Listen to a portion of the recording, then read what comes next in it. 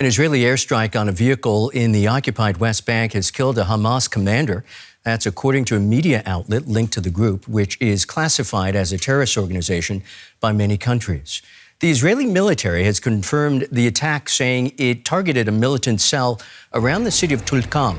It's the latest in a series of strikes against Hamas's leadership, raising concerns about a potential spillover of the war in Gaza. It comes a day after the group's leader, Ismail Haniyeh, was buried in the capital of Qatar, Doha, with thousands attending the funeral service. He was assassinated in an alleged Israeli attack in Tehran on Wednesday.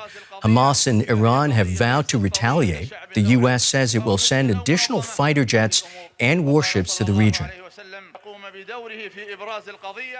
And we're joined now by DW correspondent Konstantin Eggert in Jerusalem. Konstantin, what more can you tell us about the Israeli army operation in Tulkarm? Well, the Israeli officials are saying that it seems like it's a veritable battle that was going on in Tulkarm today. The Israeli army confirmed that it had to strike Hamas fighters again with another drone strike. They did confirm that they eliminated 5 people in this first drone strike. They were in a car, and they said that the local commander of Izzeddin Qassam brigades, which is essentially a military wing of Hamas, was eliminated in this strike.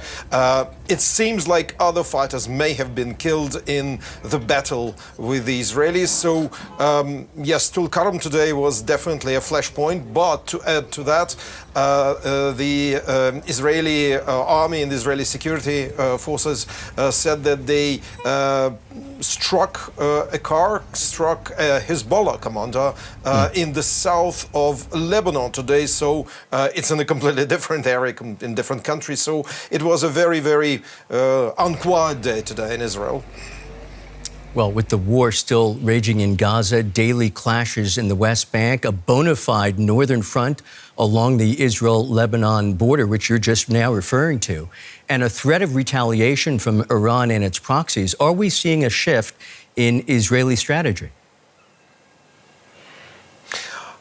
Well, I would say that it's not yet a front. In the north, although, of course, the situation becomes more and more tense there on the Lebanese border.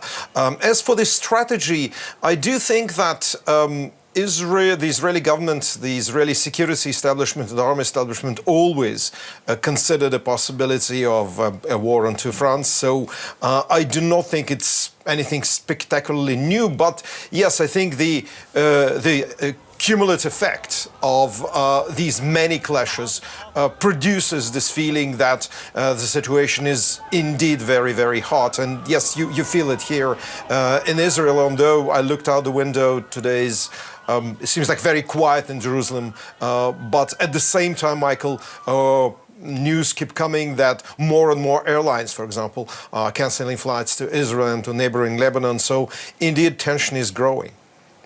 Konstantin, just quickly, according to Israeli media reports, a high-level Israeli delegation has arrived in Cairo for truce talks. Ismail Haniyeh, of course, was the chief Hamas negotiator before he was assassinated. Where does this leave talks and the hopes of Israeli hostages and their families? Michael, indeed, if these reports are true, then both main security chiefs of domestic security and foreign intelligence of Israel are in Egypt for talks with the Egyptian security establishment.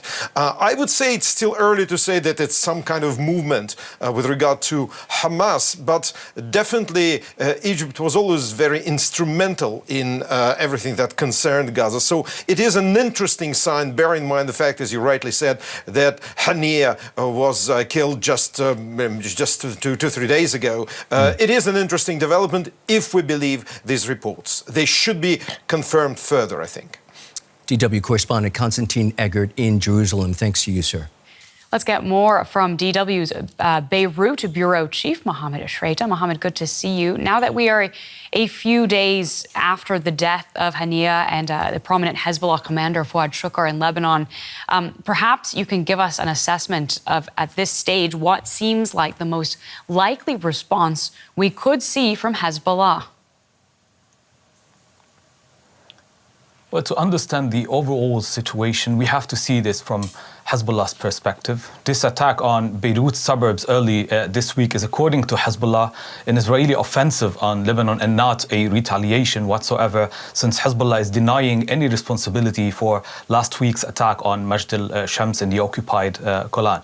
And this is a very important detail because this determines the nature of Hezbollah's response on the attack on its stronghold in Beirut. Hezbollah has been clearly saying that the retaliation is inevitable on the basis of that this is an offensive on Lebanon, that this was carried out in a civilian residential complex. It caused the death of innocent civilians and it targeted a senior Hezbollah military figure. And therefore, we have to carefully read into Nasrallah's speech in that sense, especially in the event of the killing of Ismail Haniyeh in Tehran. Hezbollah said that the region entered a new phase of escalation, and I would say that this indicates that we are far beyond just a supporting front, but less than an all-out war. But in such moment of high tension, it would be really ridiculous to rule out an all-out war.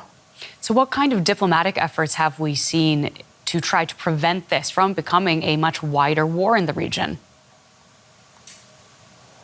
Well, you know, we've been following on the very active and intense political and diplomatic efforts to de-escalate the situation, to pressure Hezbollah to exercise restraint and avoid a big retaliation. But really, this sounds far-fetched. The heavily armed group have rejected all calls and actively been rejecting all calls to reach a deal that would stop the confrontation with Israel based on the UN Resolution 1701, which stopped the war between Lebanon and Israel in 2006. Hezbollah have been constantly clear about that it would only be interested in stopping the fire and settling for negotiations once a ceasefire in Gaza is enacted. Well, thank you so much. As always, that is DW's Beirut Bureau Chief, Mohamad Chreyteh. Well, Germany says it is also planning for a possible escalation in the Middle East. Berlin is among Israel's staunchest allies, and the government has repeatedly stated that Israel has a right to self-defense. Defense Minister Boris Pistorius has ruled out deploying German troops to the region, but he told DW the government is watching the situation closely. Well, we are assessing the situation every day or every half day together with the Foreign Ministry and the Chancellery, and we are preparing for what might coming ahead, like evacuation or whatever else. But at the moment, we are only in the phase of preparations, not in acting.